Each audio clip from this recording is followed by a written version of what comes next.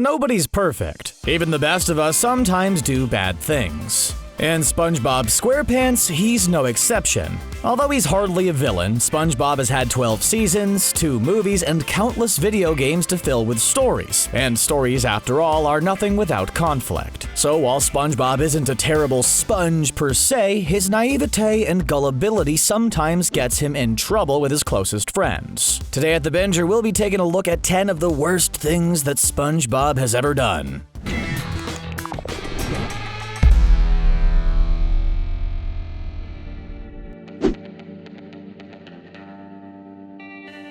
They say the grass is always greener on the other side. That's especially true if you're an avid jellyfish hunter, and that other side is the wild Jellyfish Fields. SpongeBob decides that he wants to see what all the fuss about off-grid living is about, so he leaves his friends behind and goes to live in the wild. While it's a relief to get away from the Bikini Bottom rat race for a while, to get a little holiday from flipping burgers day in and day out, there's just something missing. SpongeBob, you wouldn't last even one day in the wild. Predictably, that something is his friends. Even though jellyfish are colorful and cute, they can't replace Sandy and Patrick. Eventually, they convince SpongeBob to return home, but when he does, there are some unintended consequences. SpongeBob and his pals share a group hug, as friends do, but it turns out that after gallivanting around in the wild, SpongeBob caught a poisonous sea urchin bacteria, which he brought home with him. When he hugs his friends, it infects all of them. Although it's not the end of the world, they're not hospitalized or anything, they do get very, very itchy. Although SpongeBob obviously wasn't trying to infect his friends by hugging them, he did. And you know what they say, the road to hell is paved with good intentions. Back in the first season, Patrick and SpongeBob had never met Mermaid Man and Barnacle Boy.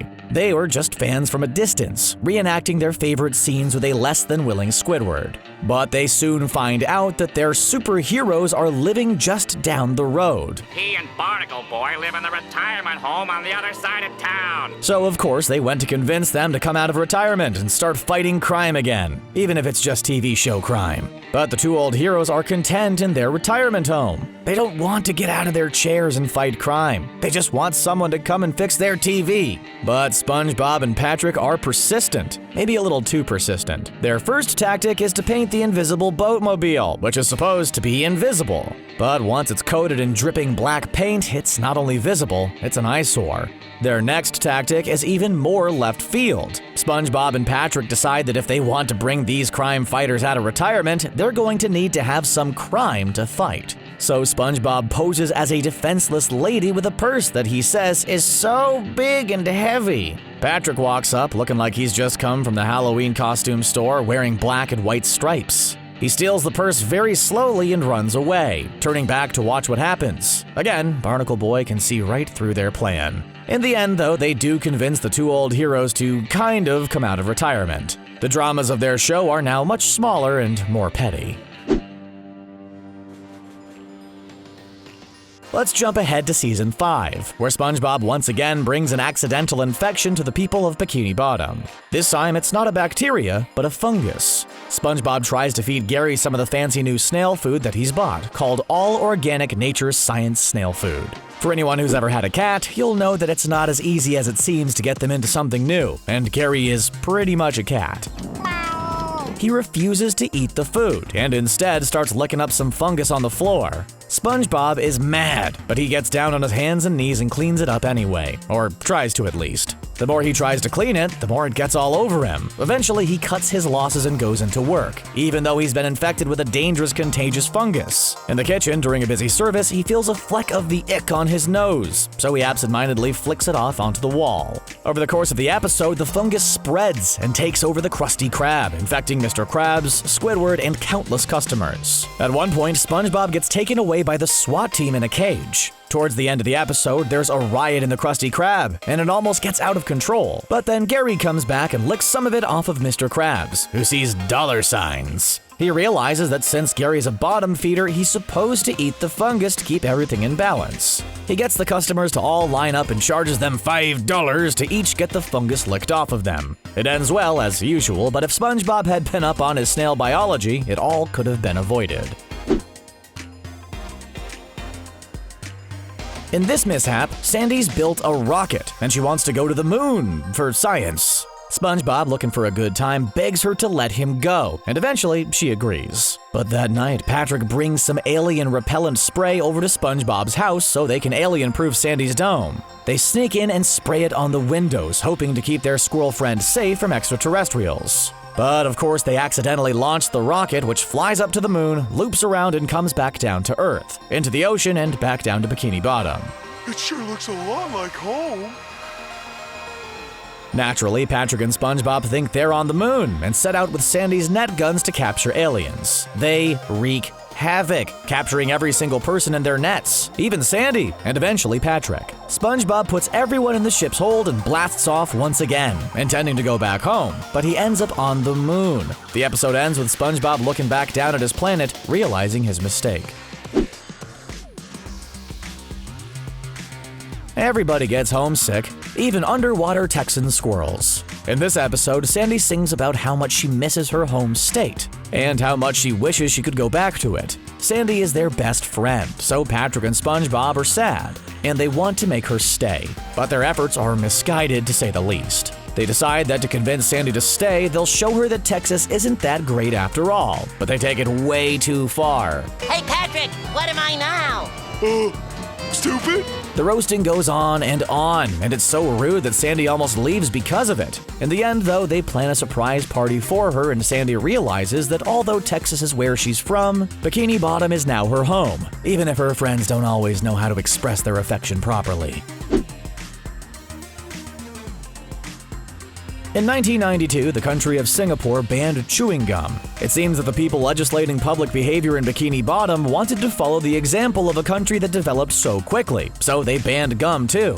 Unfortunately, sometimes their ban is improperly enforced. In Season 7, Squidward is wrongly convicted for chucking chewing gum on the ground, and he's sentenced to community service. He has to clean up all the garbage in Bikini Bottom. But he comes up against a problem. He can pick up all the garbage just fine, but once he does, he's got nowhere to put it. So he goes to SpongeBob and asks for his help.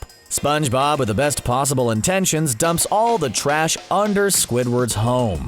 It works fine at first, but it starts to build up, and it soon becomes clear that there's just too much garbage. It ends up turning Squidward's house into a giant garbage version of what it once was. The cop comes back and gives him another ticket for littering. But then SpongeBob redeems himself. He uses his sponging to suck up all the garbage into himself, walking it away and making a statue out of it. In this episode, during one of their usual jellyfish hunting trips, Patrick gets a little jealous of SpongeBob. The reason is that SpongeBob is catching a ton of jellyfish, and Patrick unfortunately catches none. A sore loser, the starfish blames his low jellyfish count on the power of SpongeBob's net. Oh, reliable. The next day, SpongeBob's net goes missing, and he suspects Patrick of stealing it. He goes on a stakeout and watches Patrick for 8 hours, hoping to catch him with the net. He even puts on a disguise to try and trick Patrick into confessing, but all that happens is that Patrick gifts his friend a new replacement net.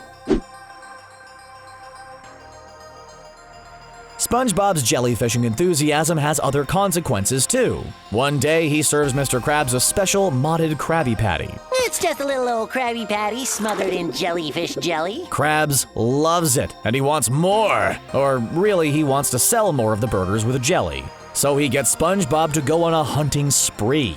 The spree almost leads to the extinction of the species, and Mr. Krabs even opens up a factory farm for jellyfish. Luckily, they all escape in the end.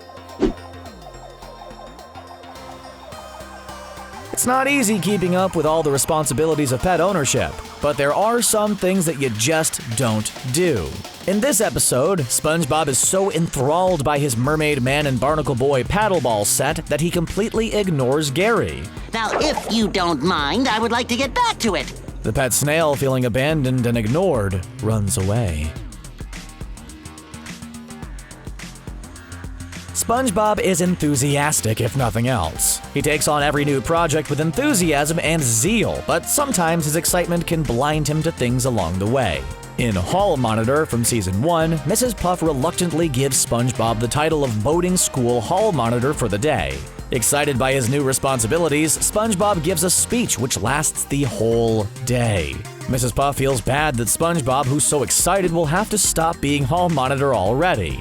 I overdid the speech again, didn't I? I'm afraid so. So she allows him to wear the uniform home. But SpongeBob gets drunk on the power of being a hall monitor and he wreaks havoc all over Bikini Bottom. When the cops show up, Mrs. Puff takes the blame because she allowed him to wear the uniform home in the first place. He's not a bad sponge at heart. SpongeBob has good intentions, even if those intentions can pave a certain road. What are your favorite moments where SpongeBob, despite himself, messes up and causes chaos? Let us know in the comments and subscribe to The Binger for more content.